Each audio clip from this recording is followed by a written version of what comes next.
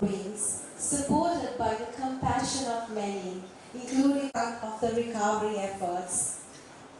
Also a celebration of the journey of resilience and empowerment that followed, standing with those in need.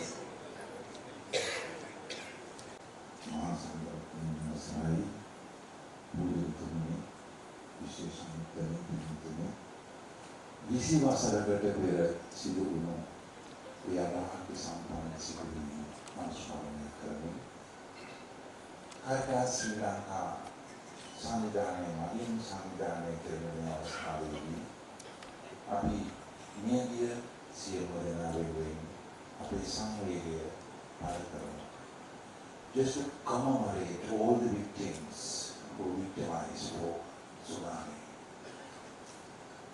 We know very well every dark cloud is having silver eye. 20 years ago we experienced this dark cloud with those unbearable shock. Still we can feel the pain. But there appeared silver line, that is unity, integrity, harmony among the religious groups, religious leaders in Sri Lanka. We could work well, united, and we helped the victimized. Now we take this opportunity to wish them everlasting bliss. May all the victims who lost their lives be well and happy. May they enjoy with everlasting bliss of Nibbana. Manicca vata sankhara uppada vaya dhammino uppajjitva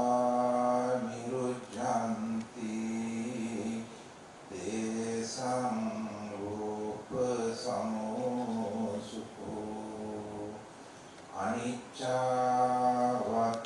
sankhara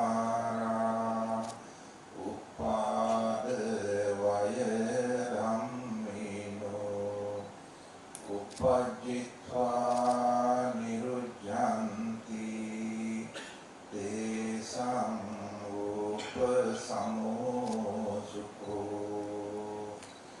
uppada vaya dhammino uppajjitva nirujjanti tesam upasamo sukho.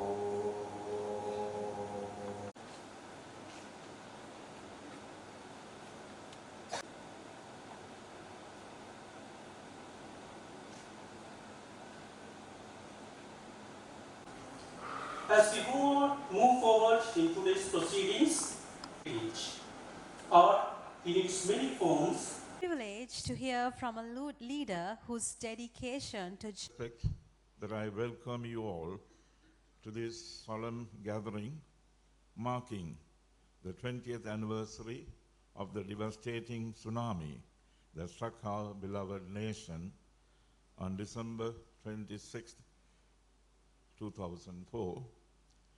Today, we stand united in remembrance, reflection, and renewal. 20 years have passed since that fateful morning when the waters rose without warning, forever changing the landscape of our island home and the lives of countless Sri Lankans. The waves that crashed upon our shores claimed over 30,000 of our brothers and sisters, left many injured, and displaced hundreds of thousands from their homes. As we gather today at the Bandaranayake Memorial International Conference Hall, we come together not merely to honor those we lost, but to stand united in the unbreakable bonds of solidarity and unwavering hope that have illuminated our path to healing. From the darkest hours of this national tragedy, a powerful testament has emerged, one that speaks to the resilience of the human spirit, the courage within our collective hearts, and the profound capacity to rebuild not just the structures around us, but the fragile fabric of our wounded souls. We extend our deepest gratitude to all who responded in our time of need, the local communities who opened their hearts and homes, the international organizations who provided vital aid, and the global community whose generosity and compassion knew no borders. Your support has not been forgotten. To the survivors and those who lost loved ones, your courage continues to inspire us. The memorial we dedicate today stands as a permanent tribute to those who perished and as a beacon of hope for future generations. As we observe this significant milestone, let us renew our commitment to disaster preparedness, environmental stewardship, and sustainable development. The lessons learned from this tragedy have led to improved early warning systems, community education, and infrastructure that make our coastal communities safer today than they were 2 decades ago. May this 20th anniversary serve as a reminder of our shared humanity and the bonds that unite us in both joy and sorrow. Together we honor the past, acknowledge our present strength, and look towards a future built on the foundation of resilience and hope. Thank you for your presence here today as we remember, reflect, and recommit ourselves to the enduring spirit of Sri Lanka. May God bless you. Venerable members of the Sangha, Your Excellency, the Apostolic Nuncio in Sri Lanka, Bishop Justin Jnanaprakasam, President of Caritas Sri Lanka, Bishop Maxwell Silva, Vice President, and all their lordships, the bishops who are present here, and members of the Board of Governors of SEDEC, and all the other Reverend Fathers, Reverend Sisters, Reverend Brothers who are present, and all the distinguished ladies and gentlemen. When the tsunami happened in 2004, December 26th, I was Apostolic Nuncio in Jakarta. We didn't feel anything there because it's another island, it's not Sumatra. But then we heard about the tremendous disaster that had befallen that island, especially the city of Banda Aceh in the north. And then there was no Caritas in Indonesia that time. So we had to create a new Caritas and help the bishops of Indonesia to do something about those people who were marooned by the tsunami.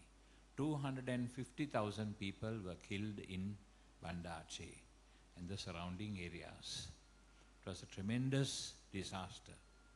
And I remember the Holy See wanted me to attend a meeting in Rome in order to coordinate help for Indonesia. And there I met Father Damien Fernando, who was representing Sri Lanka. So I told him, we will not fight over the money. We will try to help everyone.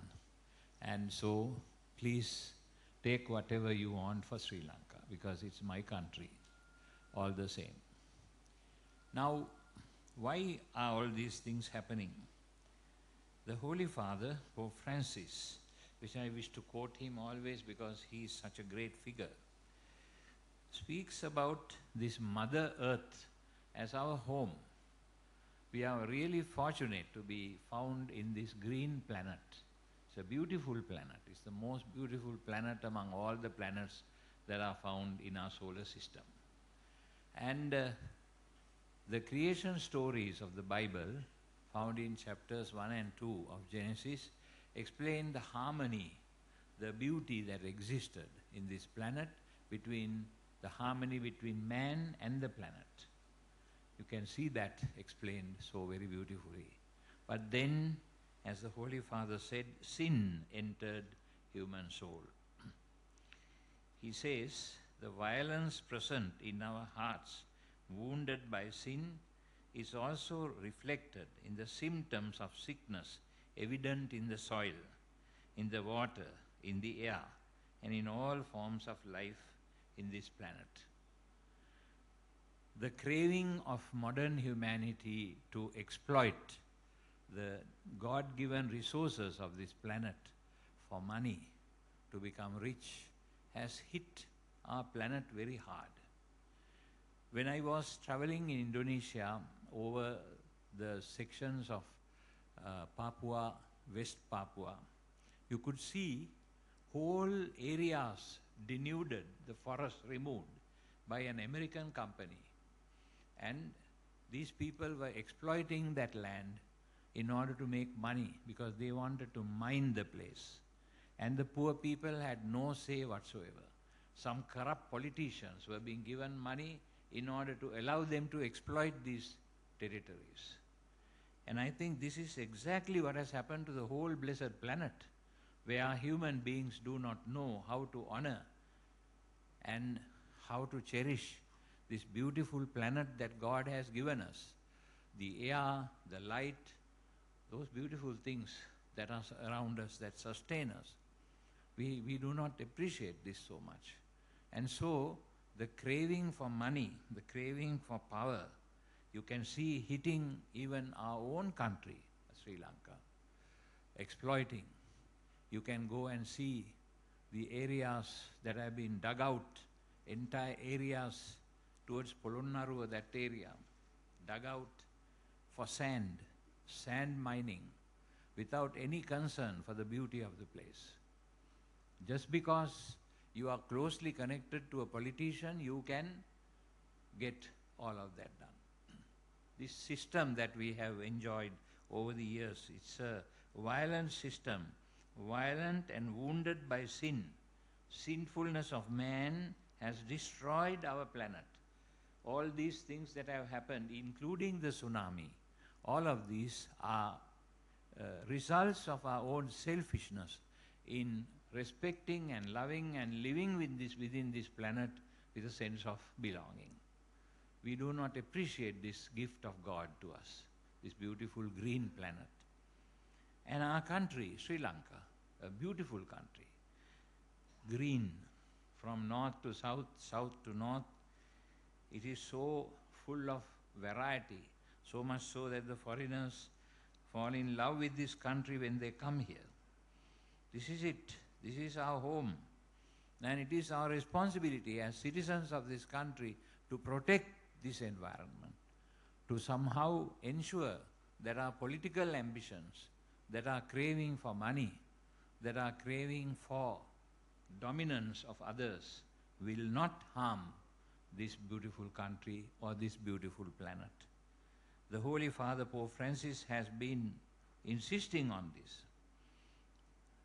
Holy Father says, this Mother Earth now cries out to us because of the harm we have inflicted on her by our irresponsible use and abuse of the goods with which God has endowed her. We have come to see ourselves as her lords and masters, entitled to plunder her at will as we want. Some of the major multinational companies that have been robbing and stealing our assets, they still continue to do so after having given money and after having helped some of our own local politicians. This happened in the last 76 years in our country, and our people were fed up. They wanted a change. That's why they went for a change. And it's important for us to restore proper democracy, proper values, and a good conscience in order to respect the beautiful planet that we have inherited. So I congratulate SEDEC Sri Lanka and the initiatives that they have taken up to now in order to do this. The Holy Father insists that we must be protectors of this planet. Therefore, I would like to urge SEDEC Sri Lanka and all those who are connected to it to make it their responsibility to protect this beautiful environment that God has given us in this country and in the planet altogether. Caritas Internationalis must work in order to develop more an awareness among all our people that this planet has to be protected and saved from extinction. Because if we do not do that, another big disaster is in the making and is possible. And it may happen at any time. Therefore, we have to be ready, we have to be selective, we have to make the choices with courage, and I call upon SEDEC Sri Lanka to continue to do that in the future too. May God bless your initiatives. Thank you very much.